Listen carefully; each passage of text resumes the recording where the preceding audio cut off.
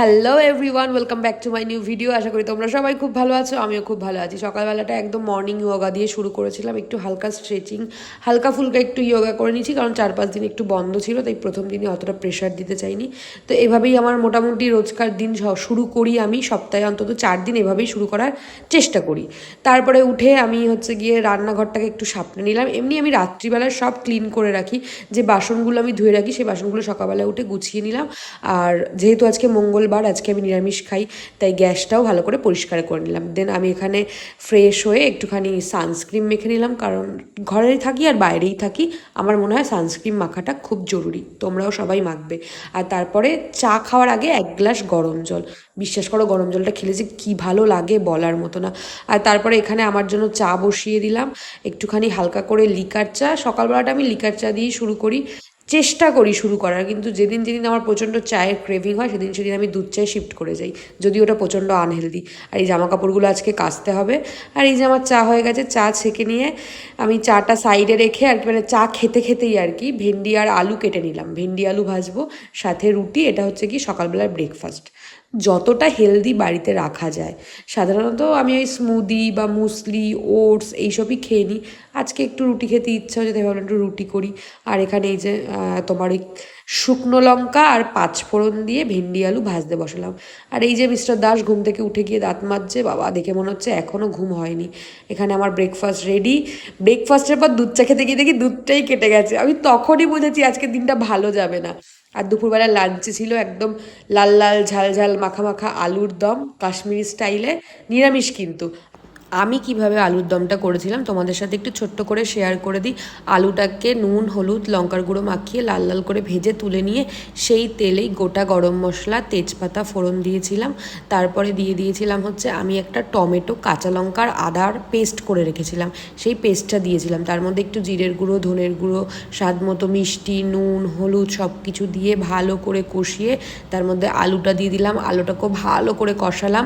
তারপরে যেই পেস্টটা আসল সেটা একটু টক দই আর কয়েকটা কাজু বাদাম, এটা আমি করে রেখেছিলাম, কারণ কী বলে চাল মগজ আমার কাছে ছিল না। আর পোস্ত বাটা আমার ঠিক মিক্সিতে ভালো লাগে না, এই মুহূর্তে আমার কাছে শিলপাটা নেই, তাই আমি শুধুমাত্র টক দই আর কাজু বাদাম পেস্ট করে সেটাই দিয়ে দিয়েছিলাম ওর মধ্যে, দিয়ে ভালো করে কষিয়েছিলাম। যখন তেল ছেড়ে এসেছিলো গরম জল অ্যাড করে ঢাকা দিয়ে দিয়েছি। নামানোর আগে একটু ঘি, গরম মশলার, আমার মাথায় কি ক্যারা চেপেছিল, আমি ধনেপাতা দিয়ে দিয়েছিলাম উপর থেকে। একদম রান্নাটা কমপ্লিট হয়ে গেছে, পোলাওটা এখনও বসাইনি। ভালো করে চালটাকে ধুয়ে জল ঝরিয়ে ঘি আর একটু আদা বাটা, একটু হলুদ, মিষ্টি দিয়ে ভালো করে মাখিয়ে রেখে দিয়েছি, একটু পরে বসাবো, গরম গরম খেতে ভালো লাগে। আর এত গরম পড়েছে এখনই যে রান্নাঘরে 1 ঘন্টা দাঁড়িয়ে থাকলে মনে হয় যেন জীবনটা শেষ হয়ে গেল, মানে এত এক্সস্টেড লাগে বলার মতো না। একটুখানি অয়েলিং করব, কারণ শ্যাম্পু করব আজকে। তার মধ্যে আমার নতুন ঘর, একদম সব ফাঁকা, জিনিসপত্র এসে পড়ে রয়েছে, সেগুলো সেট করা হয়নি, খাট, আলমারি, ড্রেসিং টেবিল।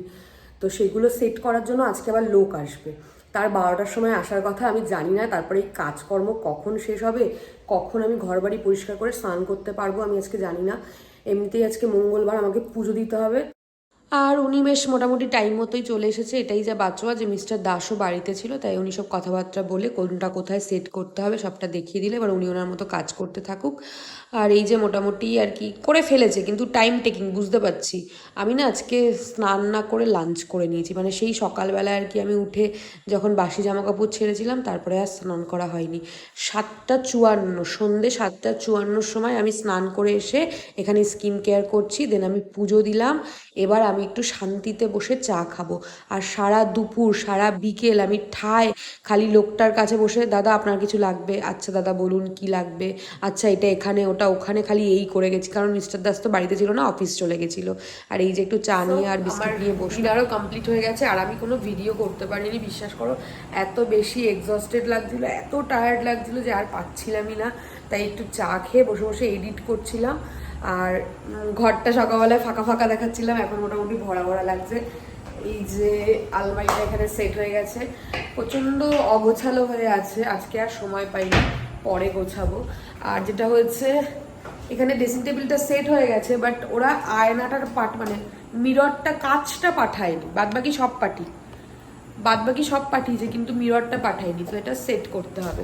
আর ওই ঘরে খাটটাও সেট হয়ে গেছে, বাট এখনো গদি আসেনি। মানে আমি জানি না এটা আমার সাথেই হয় নাকি সবার সাথেই হয়, যে কোনো একটা জিনিস নিয়ে, যেটা নিয়ে আমি প্রচণ্ড পরিমাণে এক্সাইটেড থাকি যে ও এইটা হচ্ছে, বা খুব ভালোভাবে হবে, বা এটা আমার খুব চাই, এটা যেন হয়, সেই জিনিসটা বা সেই কাজটা হওয়ার সময় এত বেশি মানে একটা হবে না, হলেও তোমার মনের মতো হবে না, মনের মতো হলেও কিছু না কিছু একটা খুঁত থাকবে। মানে এই জিনিসটা আমার সাথে খুব হয়, আমি জানি না কারোর সাথে হয় কি হয় না, ভগবান জানে কেন। বাট চলো, আজকের ভিডিওটা আমি এখানেই শেষ করছি, দেখা হবে আবার নেক্সট ভিডিওতে।